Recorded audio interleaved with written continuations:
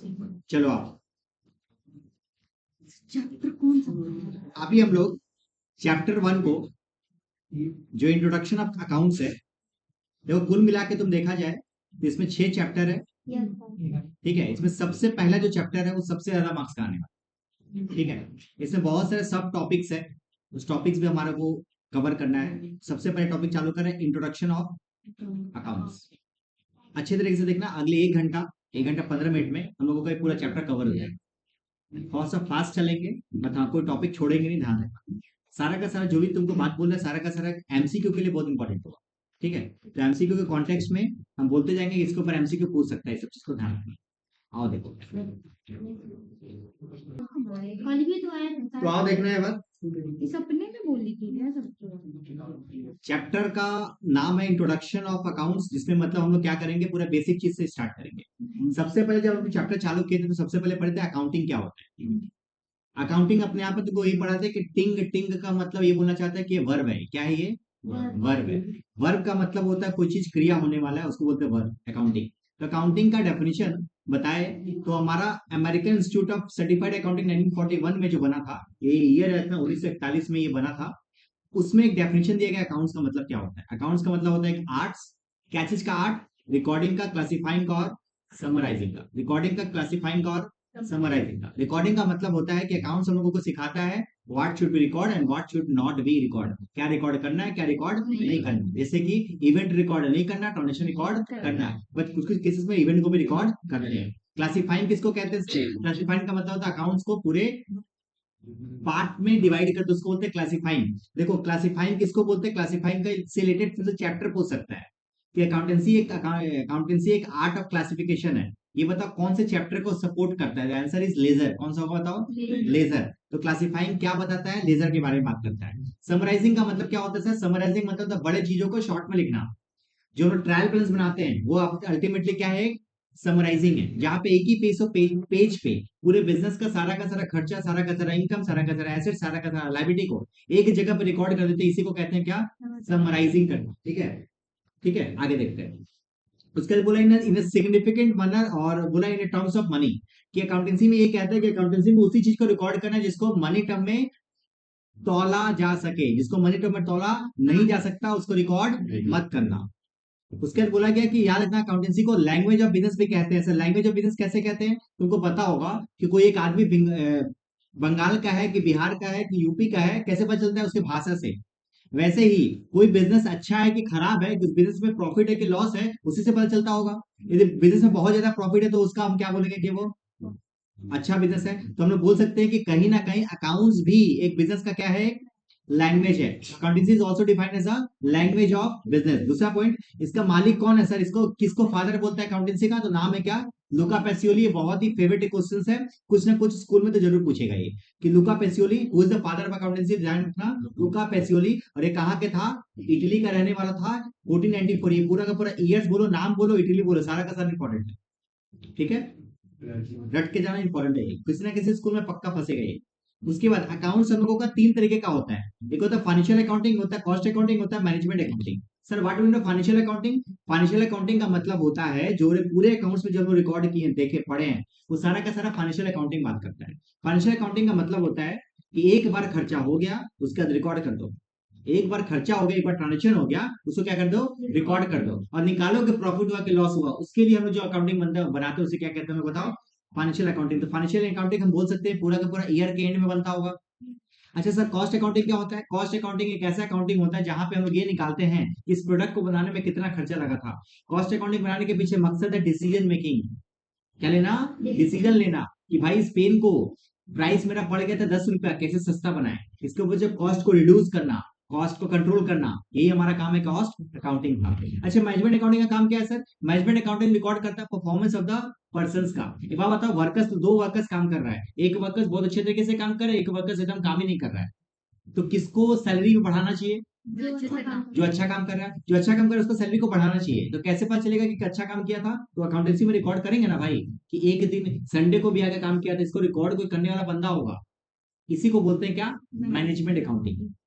एक कोर्स है इंडिया में CMA, cost and management accounting. उसका मेन काम ये दो ही है, कॉस्ट एंड मैनेजमेंट अकाउंटिंग को सॉल्व करना। Next topic sir, book keeping क्या होता है? देखना अकाउंटेंसी के स्टार्टिंग के पहले क्या होता है, बुक कीपिंग होता है। बुक कीपिंग का मतलब क्या होता है, जैसे ट्रांजेक्शन होता है सबसे पहले जिस खाते में रिकॉर्ड करते हैं उस खाते को कहते हैं क्या, book keeping. The person who actually do book keeping is known as what, book keeper. जो बंदा उसको चलाता है, उसको करता है, उस एक्टिविटी को करता है, उसे क्या कहते हैं बताओ, बुक कीपिंग। जैसे कि अकाउंटेंट को, अकाउंट्स को अकाउंटेंट कहते हैं, अकाउंट संभालने वाले पर्सन को क्या बोलते हैं, अकाउंटेंट। वैसे ही बुक कीपिंग को चलाने वाले पर्सन को क्या कहते हैं, बुक कीपर। ठीक है, तो बुक कीपिंग के अंदर में दो चीज आता है, एक होता है जनरल एंट्री, एक होता है क्या, लेजर। एक और टॉपिक आता है, इसको होता है ट्रायल बैलेंस। तो बुक कीपिंग के अंदर में तीन चीज आता है, जनरल लेजर और जनरल लेजर मेनली आता है, इसके अलावा एक और चीज आता है ट्रायल बैलेंस। ठीक है सर, अकाउंटेंसी का मेन रोल क्या है? मेनली रोल है दो। पहला कि हमारा फाइनेंशियल पोजीशन बताता है, ये लोगों को बताता है कि पहले साल के कंपेयर में इस साल इसका मेरा फाइनेंशियल पोजीशन बढ़ा है कि घटा है। दूसरा, earning of the enterprises, enterprises मतलब होता है बिजनेस, बिजनेस का प्रॉफिट हुआ है कि लॉस। तीसरा, हमारा नेट फाइनेंशियल रिसोर्सेज मतलब एसेट्स का कितना, मतलब कितना एसेट्स को बढ़ाया है, कितना एसेट्स को घटाया है, कितना लायबिलिटी को बढ़ाया है, कितना लायबिलिटी को घटाया है।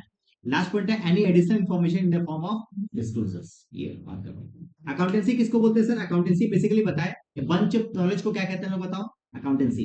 सपोज एक बुक है, उस बुक में रूल्स एंड रेगुलेशन लिखा हुआ है कि अकाउंटेंसी बनाएंगे कैसे, डेबिट कब होगा, क्रेडिट कब होगा। ये जिस खाते में रिकॉर्ड करते हैं उसे कहते हैं क्या, accountancy. Accountancy is area of knowledge जिसके अंदर में क्या लिखा था, लेस डाउन का मतलब होता है लिखा हुआ रहना। क्या लिखा रहना, प्रिंसिपल ऑफ अकाउंटिंग। प्रिंसिपल मतलब होता है सिद्धांत। सर इवेंट किसको कहते हैं, अब यहाँ से अकाउंटेंसी चालू हो रहा है। इवेंट का मतलब होता है anything is happening in our life, अपने जिंदगी में कुछ भी हो रहा है इसे कहते हैं क्या, इवेंट। हम लोग घर पे अभी बैठे हुए हैं, इवेंट। क्लास में पढ़ा रहे, इवेंट। तुम पढ़ रहे, इवेंट। सारा का सारा इवेंट है। तो इस इवेंट को ना दो कैटेगरी में डिवाइड कर सकते हैं। एक ऐसा इवेंट जहाँ पे पैसा इन्वॉल्व नहीं है, एक ऐसा इवेंट जहाँ पे पैसा इन्वॉल्व है। जो पैसा इन्वॉल्व है उसे कहते हैं फाइनेंशियल एक्टिविटी इवेंट, और जहाँ पे पैसा इन्वॉल्व नहीं है उसे बोलते हैं क्या, नॉन फाइनेंशियल। सर एग्जाम्पल बताइए, मान लिया अपने स्टाफ को सैलरी पेमेंट किए, वो क्या पैसा इन्वॉल्व था उसमें, हाँ, उसको रिकॉर्ड करना चाहिए। तो क्या है, ये फाइनेंशियल है। सर यहाँ पे स्टाफ को सैलरी पेमेंट नहीं करके हम उस स्टाफ मेरा कोई गलती किया, उसको गाली दिए, क्या रिकॉर्ड करेंगे, क्या उसको पैसे टर्म में बता सकते कितने रुपए का गाली दिया था, नहीं। तो इसको बोल सकते हैं कि फाइनेंशियल टर्म, फाइनेंशियल इवेंट उसको बोलते हैं जहाँ पे पैसा इन्वॉल्व है, उसको रिकॉर्ड्स करते हैं अकाउंट्स में, और जहाँ पे पैसा इन्वॉल्व नहीं है उसको बोलते हैं नॉन फाइनेंशियल इवेंट, उसको हम लोग अकाउंट्स में रिकॉर्ड नहीं करते। अच्छा, जो फाइनेंशियल इवेंट होता है उसी को बड़े प्यार से हम लोग क्या कहते हैं, हम लोग बताओ, ट्रांजेक्शन। क्या होता है बताओ? तो देखो, तो बारीकी से देखा जाए तो ये इवेंट को दो कैटेगरी डिवाइड किया, फाइनेंशियल इवेंट और एक है non financial event. Non financial event तो छोड़ दो, इस फाइनेंशियल इवेंट को क्या कहते हैं बताओ, ट्रांजेक्शन।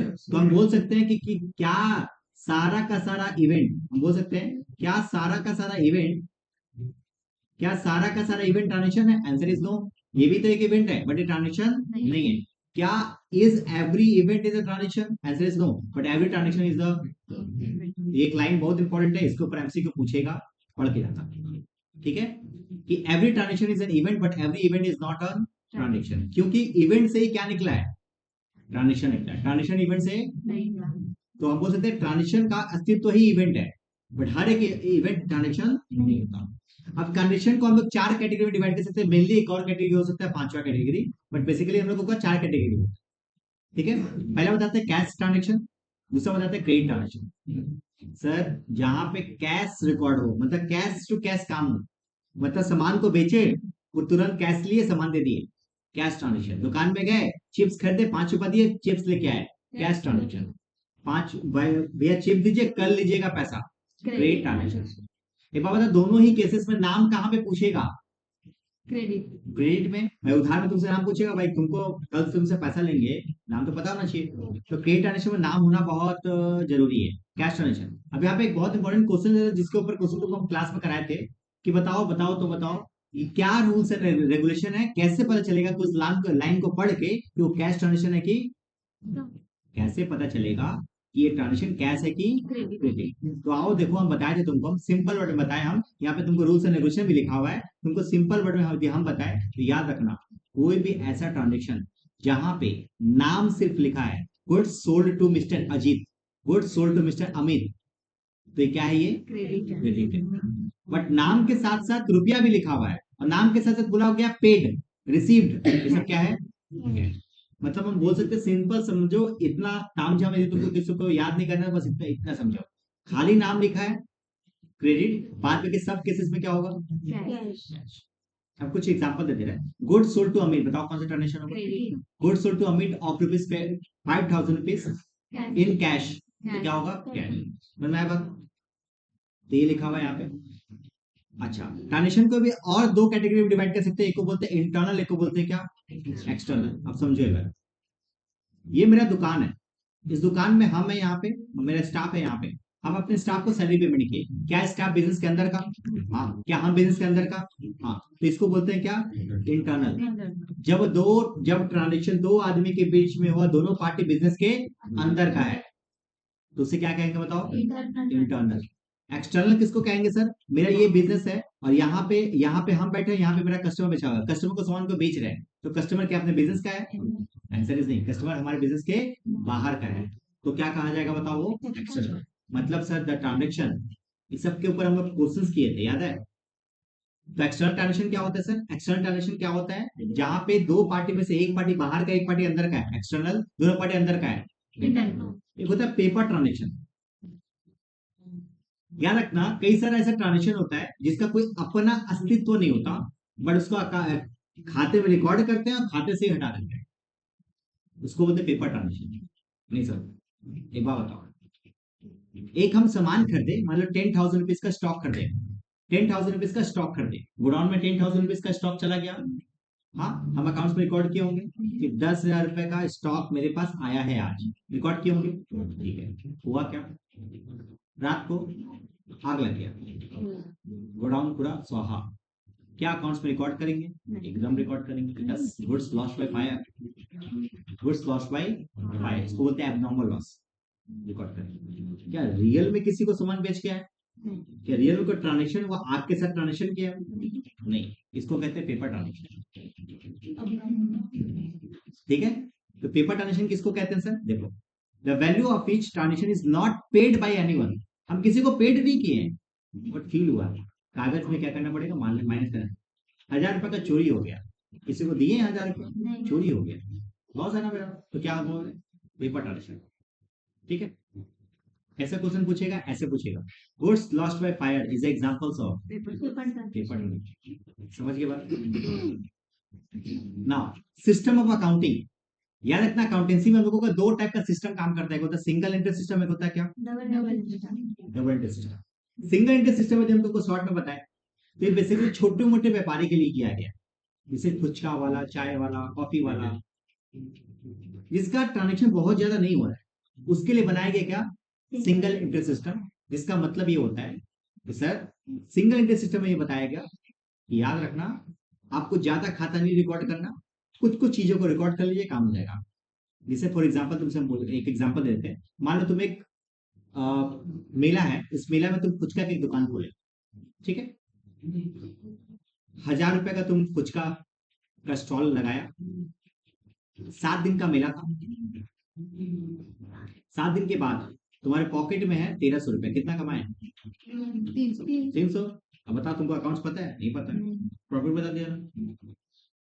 अब अकाउंट्स में इसको बोले तो इसको बोलते हैं ओपनिंग कैपिटल, इसको बोलते हैं क्या? Closing capital. ठीक है, तो हम क्या किए? क्लोजिंग कैपिटल से ओपनिंग कैपिटल से माइनस कर दिए, 1,300 माइनस 1,000, तो आ जाएगा क्या?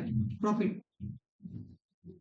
हम तुमसे बात कर रहे हैं अभी भी, देखो हम बोले कि पक्का श्योर तुम 300 कमाया, तब तुम बोले सर रुके, इस पूरे 7 दिन के दौरान में एक बार ऐसा समय था कि हम इसमें ना 50 रुपए और घर से लगाना पड़ा था, कुछ चीज कम हो गया था, खराब हो गया था, हमको फिर से रिप्लेस करने के लिए 50 रुपए का और उसमें कैपिटल डाले। प्रॉफिट कितने का? 250 का। हाँ, समझ में आ रहा है बात? ये 50 रुपए क्या है पता है? अकाउंटेंसी की भाषा में बोला जाए, इसको बोलते हैं एडिशनल कैपिटल। और भी पैसे डाले हो आप, इसको क्या बोलते हो? Additional capital. अच्छा, हमने पक्का श्योर तो 250 बोला, नहीं रुकिए सर, प्रॉब्लम क्या था ना एक, कि हम दुकान अपना जो स्टॉल जो खोले है ना, और घर के बगल में खोल दिए, अब सारा मोहल्ला का आदमी लोग आते रहता है यहाँ पे, फ्री में खा के चल जाता है, बोला ऐसा प्रॉब्लम, बोला बहुत प्रॉब्लम। कितना रुपए का शॉर्ट खाया होगा, मतलब देखिए देखो हम तो रिश्तेदारी निभा रहे थे, बट फिर भी हमको याद है 100 रुपए का लोग तो ऐसे ही खा लिया। 150 उसका प्रॉफिट। प्रॉफिट कितने का? 150। आंसर इज 350 का प्रॉफिट। सारे। अभी कैसे आएगा, मिलेगा नहीं मिलेगा छोड़ो, अब सोचो अबे 350 का प्रॉफिट कैसे हुआ, पहले बताइए 100 रुपए क्या है, ये 100 रुपए क्या है, ड्राइंग से तो बिजनेस से घर के खर्चे के लिए निकाल रहे हो, अबे घर का मतलब पूरा मोहल्ला भी घर ही है, तो ड्राइंग्स भी क्या होगा, अपना घर हो जाएगा। अभी 350 कैसे आए, हम तुमसे ऐसे बात कर, 250 तो तुमको समझ में आ गया होगा, तुमको 300 जो 100 रुपए जोड़ दिए, तुम्हारे माइंड में सर घटाना चाहिए, हम लोग को बता रहे कैसे जोड़ना चाहिए, समझो। तुमको हम बोल रहे हैं अरे भाई अच्छा बिजनेस किया तुमको, मतलब कैसे सर, तुम 100 रुपया का खर्चा करने के बावजूद भी तुम्हारे पॉकेट में 250 रुपए है, मतलब वो 100 रुपया खर्चा नहीं किया रहता, तुम्हारा कितना रहता, 350। इसका मतलब प्रॉफिट, एक्चुअली प्रॉफिट कितना होगा, इसलिए 100 रुपये हम जोड़े हैं। क्योंकि प्रॉफिट का मतलब सिर्फ पैसा नहीं होता, प्रॉफिट का मतलब वो भी तो पैसा है, प्रॉफिट ही है। सोचना बीच में कभी 10 रुपए का तुम खुद से पुचका खा लो, तो खाने के बाद भी तुम्हारा 250 रुपए तुम्हारा बचा है ना, इसका मतलब तुम 260 रुपए का प्रॉफिट कमाया है, कमाया कि नहीं 260 रुपए।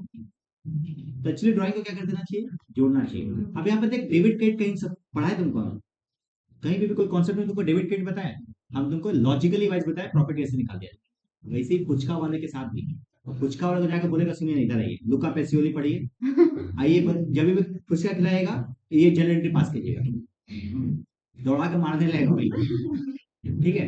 इसलिए वो लोगों के लिए जो छोटे मोटे व्यापारी है, जो कि एक्चुअली जिनका अकाउंटेंसी का कोई नाता नहीं है, उसके लिए बनाया गया सिस्टम, उसको बोला गया क्या, सिंगल एंट्री सिस्टम, जहाँ पे बहुत कम अकाउंटेंसी करने के बावजूद भी प्रॉफिट लॉस निकाला जा सकता है, ठीक है। और डबल एंट्री सिस्टम जो हम लोग पूरे अकाउंट में पढ़ रहे हो सारा का सारा क्या है, जहाँ पे दो पक्ष होगा डेबिट और ये लोग पढ़ चुके डेबिट क्रेडिट कह सकते हैं। अकाउंटिंग इन्फॉर्मेशन किसको कहते हैं सर, एक बात बताओ, हर एक चीज बनाने के पीछे कुछ मकसद होता है, तो अकाउंटेंसी हम लोग बना रहे हैं, प्रॉफिट निकाल रहे हैं, रिलायंस कंपनी पूरा अकाउंट बना रहा है, वो अपना प्रॉफिट निकाल रहा है, तो कहीं ना कहीं उसका पीछे मकसद है, क्या मकसद है, नहीं वे, ताकि अपना इन्फॉर्मेशन तो पता पे मार्केट में भाई हम कितना कम पैसा कमाए थे, ये पता। अब सोचो ना कोई बिजनेसमैन पैसा कमा रहा है, उसको पता ही नहीं है कितना कमा रहा है, तो फायदा होगा क्या, कभी ग्रो कर ही नहीं पाएगा। ग्रो तो आदमी तब करता है जब उसको लगता है कि पहले साल इतना कमाए थे, इस साल इतना कमाया, अच्छा अच्छा कुछ मेहनत करना पड़ेगा, इसलिए प्रॉफिट निकालो। तो कहीं ना कहीं अकाउंटिंग इन्फॉर्मेशन कुछ लोगों के लिए बनाया जाता है, जो कुछ लोग हैं उसको दो कैटेगरी में डिवाइड कर सकते हैं, एक को बोलते हैं इंटरनल यूजर, एक को बोलते हैं क्या, एक बिजनेस के अंदर का, एक बिजनेस के, अच्छा बिजनेस के अंदर का मतलब हुआ सर बिजनेस के मैनेजमेंट के लिए बनाया जाता है। क्वेश्चन कैसे पूछेगा बता देते हैं, बहुत इंपॉर्टेंट है, क्वेश्चन ऐसे पूछेगा, which of the following is internal user of accounting information, तो याद रखना बिजनेस के अंदर का जो भी बंदा है जिसको अकाउंटेंसी से ताल्लुकात है, मतलब है, वो सब क्या होगा, इंटरनल। बिजनेस के बाहर का आदमी जिसको बिजनेस से ताल्लुकात है, उसको देखता है, उसे बोलते हैं क्या, एक्सटर्नल। ये बात बताओ, रिलायंस कंपनी का प्रॉफिट निकलता होगा तो मुकेश अंबानी को अफेक्ट करेगा, तो मुकेश अंबानी इंटरनल है, बट क्या हमको भी इफेक्ट करेगा, यस, इकोनॉमी में इफेक्ट कर रहा है ना, तो करेगा, तो हम लोग क्या हो गए, एक्सटर्नल। अच्छा, हमें गवर्नमेंट, हमको ऐसे टैक्स चाहिए, तो हम बहुत तिरछी नजर से देख रहे हैं इसके प्रॉफिट के ऊपर, क्या बिजनेस के अंदर का है, नहीं। क्या है, तो गवर्नमेंट क्या होगा बताओ, जो भी बिजनेस के बाहर का जिसका मतलब तो है बिजनेस से, उसे बोलेंगे क्या, एक्सटर्नल होगा। इंटरनल क्या क्या होता है देखो, मैनेजमेंट, एम्प्लॉई, एम्प्लॉई क्यों देखता है प्रॉफिट, ज्यादा प्रॉफिट है सैलरी बढ़ जाएगा, तो बिजनेस के अंदर का है। ओनर्स कंपनी का मालिक तो देखेगा ही, बोर्ड ऑफ डायरेक्टर्स, डायरेक्टर्स लोग तो इंपॉर्टेंट है, मैनेजर्स इंपॉर्टेंट है, तो बाहर का क्या क्या होगा, क्रेडिटर्स, जो तुमको उधार में सामान बेच दिया है, तो देखेगा ना प्रॉफिट कितना कमा रहा है, अच्छा इतना प्रॉफिट कमा रहा, हमको तो मेरा पैसा उधार दे दे भाई, जो मेरा जो उधार का सामान खरीदा था वापस दे। इन्वेस्टर्स लोग जो तुम्हारी कंपनी में इन्वेस्ट किया उसको पता होना चाहिए प्रॉफिट कितना है, रेगुलेटरी अथॉरिटी का मतलब गवर्नमेंट होता है, कस्टमर साथ ही साथ सर मैम तो मेरा कंफ्यूज कर दी, बोली इन्वेस्टर होगा इंटरनल, हाँ हो सकता है, हो सकता है। मैम यदि आपको कंफ्यूज कर दे इन्वेस्टर्स होगा इंटरनल, तो ये गलत नहीं है, बता रहे हैं। देखो दो टाइप का इन्वेस्टर्स होते हैं, एक होता है बाहर इन्वेस्टर्स, एक होता है अंदर का इन्वेस्टर्स। अब ये कैसे होता है बताते हैं। मान लो हम एक बिजनेस स्टार्ट किए, हम और मेरा भाई मिलके, तो हम लोग क्या है, इंटरनल इन्वेस्टर्स। मार्केट में शेयर इशू किए, शेयर में ही इन्वेस्टमेंट, ये एक्सटर्नल है, दोनों ही इन्वेस्टर्स है। इन्वेस्टर इंटरनल भी हो सकता है और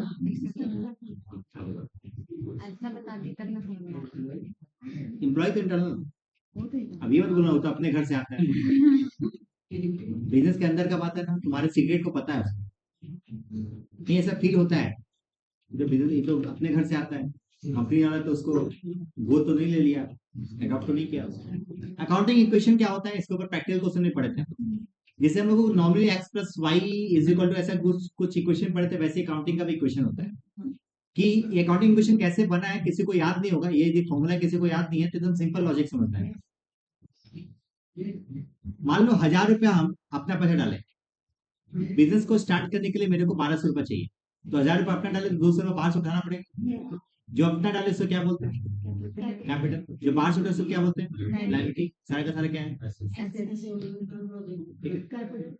ये होता है ना। और कोई भी बिजनेस में पैसे का दो ही यूज होता है, सॉरी, कोई भी बिजनेस में पैसे का एक ही यूज होता है, वो है एसेट्स।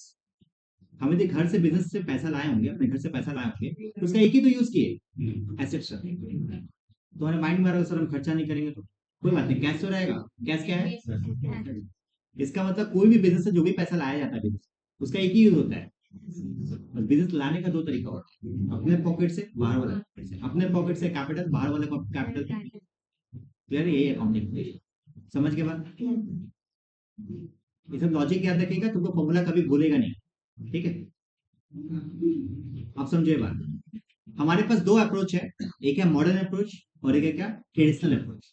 मॉडर्न अप्रोच जो कि अमेरिका दिया हुआ है, उसके अकॉर्डिंग अकाउंट्स को 6 कैटेगरी में डिवाइड किया गया, ठीक है। पहला एसेट्स। सर एसेट्स किसको बोलते हैं, एसेट्स का मतलब होता है anything which contains what, future benefits. ऐसा कोई भी चीज, ये कोई भी चीज जो फ्यूचर में क्या रखे, मेरे को बेनिफिट देने का कैपेसिटी रखता हो, उसे कहते हैं क्या, एसेट्स। मतलब ये पेन का रिफिल खत्म हो गया, क्या एसेट्स है, नहीं, फ्यूचर बेनिफिट देगा। बट मान लो ये पेन का रिफिल खत्म हो गया, बट हम इसको फिर भी यूज करने के लिए रेडी हो, क्या ये पेन फ्यूचर बेनिफिट दे रहा है, आंसर इज यस, ये एसेट। मतलब कोई भी ऐसा चीज जो कि फ्यूचर बेनिफिट रखता हो और जिसको यूज करने के लिए रखा गया, उसे क्या कहेंगे, लायबिलिटी। किसको बोलते हैं सर, अभी तो कुछ समझाया, बाहर वाले जो पैसा रखते हैं उसे बोलते हैं क्या, अच्छा। कैपिटल अपना पैसा जो रखते हैं, अच्छा। विड्रॉल, पैसे बिजनेस से जब पैसा निकालते हैं अपने पर्सनल पर्पस के लिए, उसे क्या कहते हैं हम लोग, ड्रॉइंग्स। खर्चा तुमको पता है, रेवेन्यू मतलब होता है इनकम। तो यहाँ पे शॉर्ट में भी लिख दिए हम, ताकि तुमको थोड़ा सा याद करने में, रिपीट करने में हेल्प हो। फ्यूचर पे ऑफ, विड्रॉल मतलब पर्सनल यूज, रेवेन्यू मतलब होता है इनकम, लेकिन एक्सपेंस का मतलब खर्चा। कैपिटल का मतलब क्या होता है, इन्वेस्टेड मनी ऑन एसेट्स। जब तक पूरा क्लास किया होगा उसको थोड़ा सा इजी लग रहा होगा, जिसको क्लास नहीं किया उसको नहीं लग रहा, दोनों में से कोई चीज लग रहा होगा। टाइप्स ऑफ एसेट्स क्या होता है देखो, ऐसे देखो अगेन, जैसे कि ट्रांजेक्शन 5 तरीके का था, वैसे एसेट्स भी 5 तरीके का होता है। मेनली बताया था tangible, intangible, fixed assets, current assets, और एक एक्स्ट्रा होता है, जैसे पेपर ट्रांजेक्शन था वहां पे, यहाँ पे क्या है, वेस्टिंग एसेट्स। आओ समझते हैं टेंजिबल एसेट्स किसको कहते हैं, समझना है। टेंजिबल एसेट्स, जो टेंजिबल वर्ड है वो बना है टच से। ऐसा कोई भी संपत्ति, ऐसा कोई भी एसेट्स जिसको हम लोग टच कर सकते हैं, छू सकते हैं, उसे कहते हैं क्या,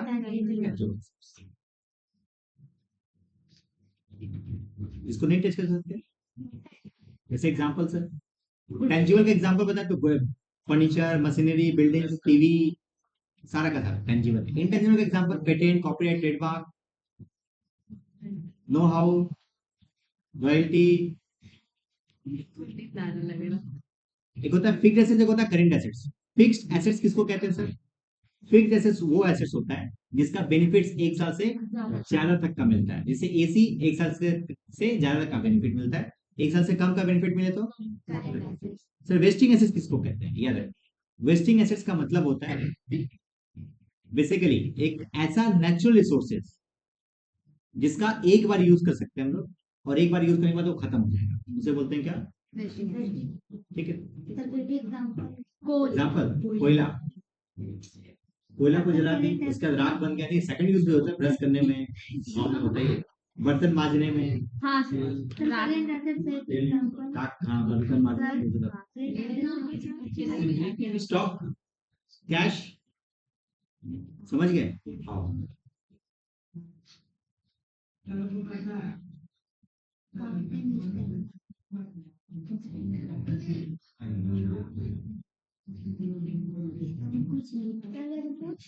अच्छा चलो, अकाउंटिंग स्टैंडर्ड किसको कहते हैं समझना है। स्टैंडर्ड का मतलब होता है, हम लोग बोलते हैं ना, हम लोग का स्टैंडर्ड नहीं है क्या, स्टैंडर्ड मतलब रूल, हम लोग का अपना एक रूल है, ठीक है, हम लोग का ये स्टैंडर्ड है, अकाउंटिंग स्टैंडर्ड, अकाउंटिंग का रूल्स। एक बात बताओ, इंडिया में एक बहुत इंपॉर्टेंट एमसीक्यू है, इंडिया में अकाउंटिंग स्टैंडर्ड बनाने का कोई जिम्मेवारी रखा होगा? हाँ, तो इंडिया में जो एएस अकाउंटिंग स्टैंडर्ड बनाने का जिम्मेवारी रखा है, उसे कहते हैं आईसीएआई, जो आप लोग सीए कोर्स सुने होंगे, चार्टर्ड अकाउंटेंट, वो यहीं से बनता है। तो आईसीएआई का काम क्या है? समय समय पे अकाउंटिंग रूल्स बनाना, उसी को कहते हैं अकाउंटिंग स्टैंडर्ड। तो याद नहीं, इसके ऊपर एमसीक्यू पूछेगा, रट के जाना, आएगा। चलो, अकाउंट किसको कहते हैं समझना है। अकाउंट जो हम लोग पढ़े थे ना, समराइजिंग स्टेटमेंट ट्रांजेक्शन, जो कि बेसिकली एक जगह पर रिकॉर्ड करते, उसे बोलते हैं अकाउंटेंट्स को छोड़ते हैं। हम लोग आते हैं जनरल एंट्री में। अकाउंट्स 6 तरीके का होता है, और हम लोग पढ़े, देखिए इसका दो पक्ष हो सकते हैं, डेबिट और सर, डेबिट कब होगा? जब ये बढ़ेगा, जब ये एसेट्स बढ़ेगा तो डेबिट होगा, एसेट्स घटेगा तो क्रेडिट होगा। लायबिलिटीज का ठीक उल्टा होता है, घटेगा तो घटेगा तो डेबिट, और बढ़ेगा तो क्रेडिट। सिंपल इसको याद करेंगे तो वो तरीका ये बताया था, एसेट्स, एक्सपेंसेस और ड्राइंग्स, ये डेबिट आइटम है, और कैपिटल, लायबिलिटी और इनकम ये क्रेडिट आइटम है। क्रेडिट आइटम का मतलब ये है कि यदि बढ़ेगा तो क्रेडिट होगा, घटेगा तो डेबिट होगा, यदि बढ़ेगा तो डेबिट होगा, घटेगा तो क्रेडिट। ठीक है, मेरा काम है देखो रिकॉल करना, तो ठीक है। ट्रेडिशनल अप्रोच के अकॉर्डिंग यदि हम बात करें तो अकाउंट्स को 3 कैटेगरी में डिवाइड कर सकते हैं, पर्सनल, लीगल और नॉमिनल। इसके ऊपर तो फेवरेट क्वेश्चन है, पक्का आएगा क्वेश्चन हमसे, ये एकदम रट के जाओ। पर्सनल, लीगल, नॉमिनल के ऊपर 2 से 3 एमसीक्यू पक्का रहेगा हर स्कूल में, ठीक है। फिर रट के जाना, पर्सनल, लीगल, नॉमिनल क्या होता है। तो पर्सनल अकाउंट का मतलब क्या होता है? Personal account are those account which belongs to the name of the person, name of the company, or any kind of thing, any kind of word which is used as a name. हम बोल रहे हैं आकाश, इधर आ, तो आकाश क्या है? Personal account. आकाश क्या है? Reliance company, personal account. हम बोले ओए सुन ना, जो ओए वर्ड यूज किए एक आदमी को डिनोट कर रहा है, उसका नाम हमको नहीं पता, तो जो नाम की जगह पर ओए वर्ड यूज किए वो भी क्या है अपना। वैसे बिजनेस में भी ओए तो ये सब भी यूज करते हैं, बट अलग भाषा में। जैसे कि हम लोग यहाँ पे ओनर्स को रिप्रेजेंट करने के लिए एक वर्ड यूज करते हैं, उसको बोलते हैं कैपिटल। ओनर जब बिजनेस में लाता है तो उसको कैपिटल बोलते हैं, लेके जाता है तो ड्राइंग्स बोलते हैं। तो हम लोग ड्राइंग्स, कैपिटल और ड्राइंग्स लिखते ही है ओनर्स को रिप्रेजेंट करने के लिए, इसीलिए कैपिटल और ड्राइंग्स क्या है अपने आप में पर्सनल अकाउंट। डेटर्स मतलब क्या होता है? जिसको हम लोग उधार में सामान बेचते हैं, जो भी कस्टमर को इसको उधार में सामान बेचे होंगे, वो सब का सब क्या है? डेटर्स है। तो हम लोग बोलते हैं एक बार सबको राम श्याम आम सबको लिखते जाएंगे तो बहुत लंबा स्टोरी हो जाएगा, तो हम एक जगह क्या बोलते हैं? कस्टमर लोग। तो कस्टमर अपने आप में एक वर्ड है, उसको बोलते डेटर्स। क्या है? डेटर्स अकाउंट है, ये पर्सनल अकाउंट है। तो डेटर्स कौन सा अकाउंट है? पर्सनल अकाउंट है। क्रेडिटर्स कौन सा अकाउंट है?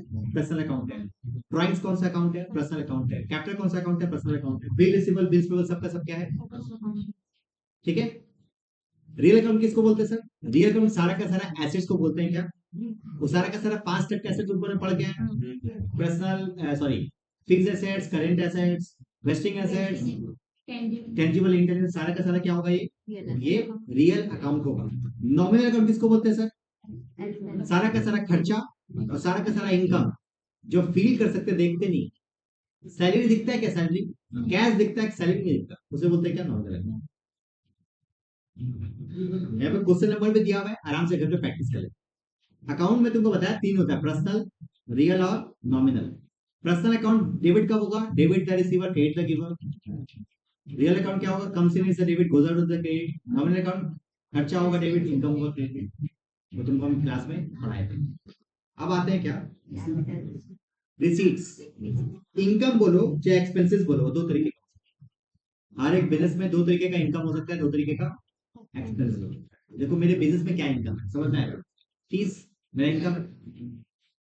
क्या हम फीस हर हर बार हर महीने कलेक्ट करते होंगे? ये स्टूडेंट देता होगा तो कलेक्ट करते होंगे। तो जो भी देता है उसको कलेक्ट करते हैं, उसको बोलते हैं क्या? Revenue receipts. ठीक है। बट कुछ ऐसा इनकम होता है जो हम हर बार नहीं कमाएंगे, कभी कभी कमा सकते। लाइक मान लो मेरा पुराना कोई टीवी था, उसको बेच दिए। एक कस्टमर मेरे को मिला जो एकदम धूर मिले, धूर समझता है हाँ सर समझ गए। दिमाग से पैदल। तो उसको हम क्या किए? दूर बना दिया। तो हाँ बेवकूफ बना के उसको बेच देना है। क्या पैसा कमाए? हाँ सर कैपिटल। उसे कहते हैं क्या? कैपिटल। मतलब एक ऐसा रेवेन्यू, एक ऐसा रिसीट्स जो एसेट्स को बेच के मिले, उसे बोलते हैं क्या? कैपिटल। एसेट्स बेचना मेरा काम है क्या? नहीं। तो कैपिटल रिसीट्स का मतलब समझ में आ गया, रेवेन्यू रिसीट्स का मतलब समझ में आ गया। वैसे ही खर्चा भी दो तरीके का होता है, कैपिटल और एक ऐसा खर्चा जो कि रेगुलर बेसिस पे करना पड़ता है। इलेक्ट्रिसिटी का खर्चा मेरा, किताब का खर्चा मेरा, इसका रेंट सब क्या है? अपना revenue expense. Sir capital expense क्या होता है? कैपिटल का मतलब होता है एक ऐसा खर्चा जो एक बार खर्चा करो, लंबा खर्चा, मतलब लंबा बेनिफिट। इसी खरीद खरीद के लेके वो सब क्या है अपना। तो हम बोल सकते हैं एसेट का खरीदना, एसेट का बेचना क्या है? कैपिटल रिसीट्स और कैपिटल एक्सपेंसेस। इसके अलावा सारा का सारा क्या है? रेवेन्यू। एक स्पेशल टाइप का एक्सपेंसेस है, उसको बोलते हैं डेफर्ड रेवेन्यू एक्सपेंसेस। एक ऐसा खर्चा जहां पे रेवेन्यू भी है और कैपिटल भी है। दिखने में लगे वो रेवेन्यू है बट है वो कैपिटल। उसे कहते हैं क्या? Deferred revenue expenditure. डेफर्ड का मतलब क्या होता है? अगले साल के लिए भेज देना। रेवेन्यू एक्सपेंडिचर मतलब एक ऐसा रेवेन्यू एक्सपेंडिचर जिसको क्या कर रहे हैं लोग? डेफर्ड कर रहे हैं अगले साल के लिए, उसे बोलते हैं डेफर्ड रेवेन्यू एक्सपेंडिचर। एग्जांपल के लिए बताते हैं। उनसे क्वेश्चन पूछते हैं एडवर्टाइजमेंट क्या है? एडवर्टाइजमेंट नॉर्मल पूछा जाए तो एडवर्टाइजमेंट देखने को मिलता है कि हाँ रेवेन्यू है सर। हाँ आज बहुत सारी जगह पे 11-12 का मेरा पोस्टर लगा हुआ है, वो सब रेवेन्यू एक्सपेंडिचर है। हाँ सर रेवेन्यू एक्सपेंडिचर है। बट एक बात बताओ, मान लो एडवर्टाइजमेंट कुछ इतने बड़े लेवल पे किए, इसका बेनिफिट्स आने वाले 5 साल तक तो आराम से हो जाएगा। उसे बोलते हैं क्या? डेफर्ड। ये दोनों में अंतर है, तो सब पढ़ लेना है। ये टॉपिक में तुम लोगों को परेशानी हुआ होगा, तुम लोग अभी क्लियर कर देते हैं। गैप क्या होता है समझना। फुल फॉर्म क्या है? Generally accepted accounting principal. समझना क्या है टॉपिक। क्या हुआ? आज हर एक बिजनेस, हर एक कंपनी का ब्रांच इंडिया में भी है और दूसरे देश में भी है। मान लो इंडिया में हमारा जो अकाउंटिंग पीरियड था, मान लो जनवरी से लेकर दिसंबर तक था। अब मान लो अमेरिका में, हम एग्जांपल दे रहे हैं, ऐसा सही नहीं है, अमेरिका में बोल रहे हैं, तो अमेरिका में अप्रैल से स्टार्ट होकर मार्च में खत्म होता है। मेरा एक और ब्रांच है पाकिस्तान में, जून से चालू होता है और जुलाई में खत्म होता है। अब समझना है क्या मोदी जी को हमको टैक्स पूरा का पूरा इनकम को भी देना है? हम जितना कमाए हैं इंडिया से, जितना कमाए हैं अमेरिका से, जितना कमाए हैं पाकिस्तान से, जितना कमाए हैं बांग्लादेश से, सबका प्रॉफिट को जोड़ के टैक्स देंगे गवर्नमेंट को। क्या रिलायंस तो वैसे ही करता होगा? हाँ क्योंकि इंडिया का है, कहीं से भी कमाओ टैक्स देना पड़ेगा। अब हुआ क्या देख, दिसंबर में पैसा कमाए, हम मान ले कमाए 100 करोड़ इंडिया से कमाए। अब गवर्नमेंट में से टैक्स लेने जाएगा दिसंबर में, कॉल किया मेरे को, टैक्स दीजिएगा ना, हमने देंगे एकदम। फिर जनवरी में उसको कॉल किया, अब तो आ गया दिसंबर खत्म है, टैक्स दे दीजिए, 100 करोड़ रुपया कमाया। और रुक जाइए 2 महीने रुक जाइए, अमेरिका से मेरा और प्रॉफिट आने वाला है। तो अमेरिका से भी मेरा 50 करोड़ का प्रॉफिट आएगा। अमेरिका अप्रैल तक रुक गया। देखने में तो शादी है ना, खर्चा देखने में क्या जाता है बोल, 150। अब जैसे ही अप्रैल आया ना, तो गवर्नमेंट फिर फोन किया, अब तो अमेरिका का आ गया ना प्रॉफिट, बोले आ गया, रुकिए पाकिस्तान का भी प्रॉफिट आ गया। तो इसी तरीके से अलग अलग कंट्री, तब तो फिर दूसरा आ जाएगा, फिर दूसरा साल आ जाएगा, तब तो फिर दिक्कत है ना। तो हुआ क्या ना, ये सिस्टम को हटाने के लिए क्या किया गया समझा। इस सिस्टम को हटाने के लिए बहुत सारे देश के अलग अलग लोग जो पढ़े लिखे लोग हैं, जाहिर सी बात है, वो लोग जाके एक बार एक बेंच में बैठे पूरे वर्ल्ड के, और वो लोग डिसाइड किए कि क्यों ना एक ऐसा रूल्स बनाया जाए ताकि पूरे ऑल ओवर वर्ल्ड में अकाउंट्स एक ही तरीके से बने। मतलब हम यदि कैपिटल को क्रिएट कर रहे हैं तो अमेरिका में भी कैपिटल को क्रिएट ही किया जाए, पाकिस्तान में भी कैपिटल को क्रिएट ही किया जाए। हम यदि पर्सनल अकाउंट को बोल रहे हैं कि debit the receiver credit the giver, तो यही रूल्स अमेरिका में भी हो, यूके में भी हो। बैठ के लोग क्या डिसाइड किया गया, तो देखा गया सब कंट्री का अलग अलग रूल्स था, बट उसमें से कुछ कॉमन था। इसका कॉमन था, इसका कॉमन, सबको एक कॉमन रखा गया और कॉमन का एक लिस्ट बना दिया गया। उस कॉमन रूल्स एंड रेगुलेशन को क्या कहते हैं, क्या? आप फुल फॉर्म इसको पढ़ो थोड़ा बारीकी से, तब समझ में आएगा। इसका फुल फॉर्म क्या है, गैप का मतलब देखो। जनरल लेवल पे एक ऐसा अकाउंटिंग रूल्स, प्रिंसिपल मतलब होता है रूल्स, जो कि सबको क्या किया है, एक्सेप्ट किया है। मतलब जब बोला ना कैपिटल को क्रिएट करेंगे, सब का सब कंट्री बोला हाँ कैपिटल को क्रिएट करेंगे, तो हम बोलेंगे क्या है ये, सबको एक्सेप्ट कर लिया। तो जनरल लेवल पे जो भी अकाउंटिंग रूल जिसको सबको एक्सेप्ट किया, उसी को कहते हैं क्या, गैप। गैप का फुल फॉर्म याद है, ठीक है। दूसरा बताइए क्या लिखा है, गैप और generally accepted accounting principle are the set of standardised principle. Basically GAAP क्या है, एक सेट ऑफ प्रिंसिपल्स है, स्टैंडर्ड्स है, मतलब रूल्स है और प्रोसीजर्स है, जो कि सारा का सारा कंपनी यूज करता है अपने फाइनेंशियल स्टेटमेंट को बनाने के लिए, कंपाइल करने के लिए, ठीक है। अब गैप के अंदर में क्या क्या आता है, पहला चीज कंसिस्टेंसी। पूरे वर्ल्ड में सभी लोग मानते हैं कि अकाउंटेंसी क्या होना चाहिए, कंसिस्टेंट बेसिस पे होना चाहिए। ऐसा ना हो कि एक रूल से अभी बनाए, अगले साल कुछ और रूल से बना ले, एक ही रूल्स को फॉलो करें। मैटेरियलिटी, हर एक कंट्री का लोग बताया कि अकाउंट्स का सबसे बड़ा प्रॉब्लम ये है कि हम लोग ना बहुत सारा छोटा मोटा खर्चा को जब पीए में चार्ज करना स्टार्ट कर देंगे ना, तो हमारा अकाउंट बहुत बड़ा हो जाएगा। समझना है, हम अपना अकाउंट बनाते होंगे कोचिंग सेंटर का, तो आज मान लो पेन लेके आए, कल पेंसिल लेके आए, कल फिर रबड़ लेके आए, फिर सॉफ्टवेयर लेके आए, फिर स्केल लेके आए, फिर कभी बॉक्स लेके आए, तो कभी फिर पेज लेके आए। सोच एक बार जब अकाउंट रिकॉर्ड करें, हर एक चीज का जर्नल एंट्री पास करें, कितना लंबा स्टोरी हो जाएगा, हो तो जाएगा। तो अब हम 10, मान लो मेरा पास 100 बच्चा है, 100 बच्चे को हम गिफ्ट दिए, ऐसा बस मजाक कर रहे हैं, मान लो गिफ्ट दिए, 100 बच्चे को हम गिफ्ट दिए, तो सबका स्टूडेंट का नाम अलग अलग लिखेंगे। आकाश को इतना रुपया दिए, या ये गिफ्ट दिए, सबको लिखेंगे। क्यों गलत होगा सर ये? आप तो एक ही बार लिख दो ना, स्टूडेंट को इतना रुपया दिए। वैसे अकाउंटेंसी में भी क्या करते हैं ना हम लोग, बहुत सारा छोटा मोटा खर्चा को अलग अलग ना लिख के सबको जोड़ जोड़ के एक बार में लिखते हैं। जैसे कि पेन पेंसिल के ऊपर खर्चा जितना भी है उसको बोलते हैं क्या, स्टेशनरी। ये जो कॉन्सेप्ट है उसी कॉन्सेप्ट को कहते हैं क्या, मैटेरियलिटी कॉन्सेप्ट। देखो क्या है, financial statement should be disclose all the relevant information that could be influenced in the decision of the user. Information is considered to be material if its omission to the misstatement could influence the economic decision of the users. क्योंकि ये बात जब हम decision लेते हैं ना कि इस बिजनेस में इन्वेस्ट करना है कि नहीं करना, अब पेन पेंसिल का बार बार ट्रांजेक्शन आएगा ना, तो थोड़ा सा मॉनिटरिंग फील होगा, क्या क्या अकाउंटेंसी बनाए, स्टेशनरी दिखा देना भाई इतना खर्चा किया, तो डिसीजन मेकिंग में क्या होता है, बहुत हेल्प होता है। गोइंग कंसर्न क्या होता है, जो ये कहता है कि अकाउंट्स में गोइंग कंसर्न कॉन्सेप्ट यूज होता है। मतलब क्या होता है पता, गोइंग कंसर्न का मतलब होता है, गोइंग मतलब होता है चलता रहना, कंसर्न मतलब होता है बिजनेस। ये क्या होता है सर, समझना है। देखो आज मान लो तुमको पता चला तुम्हारे पॉकेट में 10,000 रुपया है और तुमको पता चला कि अभी 1 घंटा बाद तुम चल जाने वाले, क्या करोगे, खा देंगे, ऐसे करके फेंक देंगे ना नहीं, खा पी लेंगे, मतलब मरने के पहले तुमको खाना है, खाने में कोई कॉम्प्रोमाइज नहीं। अच्छा एक क्वेश्चन तुमसे पूछ रहे थे, बताना मेरे को।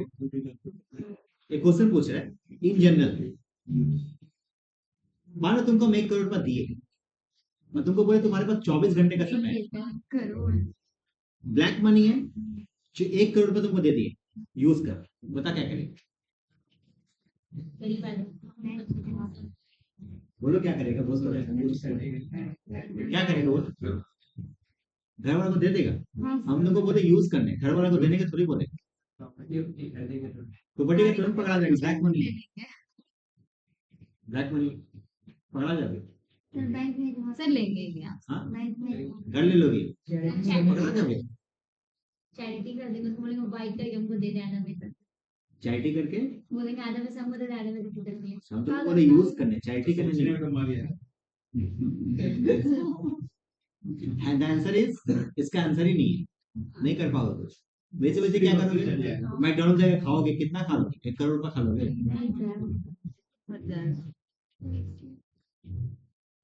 भाई कितना खाती है यार।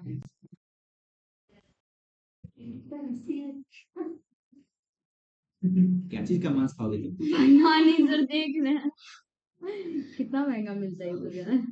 कुछ भी कंसिस्टेंसी, मेंटालिटी, गोइंग कंसर्न।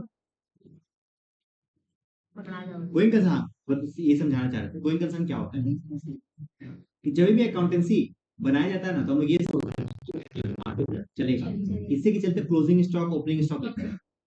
ये किस लिए लिखते हैं, क्योंकि गोइंग कंसर्न कॉन्सेप्ट काम करता है। ऑब्जेक्टिविटी मतलब क्या, तो बिजनेस का हमेशा ऑब्जेक्टिव होना चाहिए, और फुल डिस्क्लोजर मतलब होता है एक एक चीज को क्या करना, रिकॉर्ड करना। अब समझना है हमारे अकाउंटिंग कॉन्सेप्ट से कुछ, पहले को बोलते हैं क्या, बिजनेस एंटिटी कॉन्सेप्ट, जो अपने आप में कहता है कि याद रखना, आपका बिजनेस में जब भी आप बिजनेस में अकाउंटेंसी करने जाओ, एक चीज अपने माइंड में घुसा लेना कि आप और बिजनेसमैन अलग है, बिजनेसमैन और बिजनेस क्या है, अलग अलग है। इसको बिजनेस एंटिटी कॉन्सेप्ट। देखो, the money measurement concept, only those transaction are recorded which can be measured in the money term. मतलब जो ट्रांजेक्शन को हम लोग मनी टर्म में तौल सकते हैं, उसी को रिकॉर्ड करना, उसको तौल नहीं सकते उसको रिकॉर्ड। गोइंग कंसर्न कॉन्सेप्ट किसको बोलते हैं सर, अभी बताया तुमको प्रिंसिपल ऊपर में। अकाउंटिंग पीरियड मतलब सर हर एक ट्रांजेक्शन का, हर एक अकाउंटेंसी का एक पर्टिकुलर फिक्स पीरियड होना चाहिए, 12 महीने का, 6 महीने का, 3 महीने का। कॉस्ट कॉन्सेप्ट किसको बोलते हैं सर, देखो कॉस्ट कॉन्सेप्ट का मतलब होता है अकाउंटेंसी में, आज मान लो हम एक एसी खरीदे 1 लाख रुपए में, ठीक है, एसी खरीदे 1 लाख रुपए में, तो अकाउंट्स में कितना रिकॉर्ड करना चाहिए, 1 लाख रुपया। तो देखो बता ना, एसी खरीदे मान लो 1 लाख रुपए, जब हम खरीदे, पड़ोसी शर्मा जी वो आए, बोले अरे पागल, आपको तो ठग लिया है, 70 में मिल जाएगा ये वाला। हम अकाउंट्स में कितना रिकॉर्ड करें, 70 के 1 लाख, 1 लाख, क्योंकि मेरा कॉस्ट इतना ही पड़ा, हम बेवकूफी बने, 1 लाख रुपए पड़ा, तो अकाउंटेंसी कहता है कि आप अकाउंट्स में बस उतनी रिकॉर्ड के जितना आपका कॉस्ट पड़ा है, आपको उससे कोई मतलब नहीं मार्केट वैल्यू क्या है, ठीक है। ड्यूअल कॉन्सेप्ट किसको बोलते हैं सर, ड्यूअल मतलब होता है डबल, हर एक ट्रांजेक्शन का 2 इफेक्ट पड़ता है, परचेज करते कोई सामान को तो सामान आता है, कैश जाता है, इसको ड्यूअल कॉन्सेप्ट बोलते हैं। That's it for the first chapter. उसके बाद हम लोग बहुत सारा प्रैक्टिस का क्वेश्चन दिए थे, कितना क्वेश्चन था, क्वेश्चन नंबर 30 क्वेश्चन था। ये एमसीक्यू, ये टॉपिक तो तुम जरूर बोलेंगे, पढ़ के जाना, क्योंकि इसके ऊपर एमसीक्यू पिछले बार डायरेक्टली आया, मात्र 12 पॉइंट में 2-3 पॉइंट तुम्हारे स्कूल में फंस जाएगा,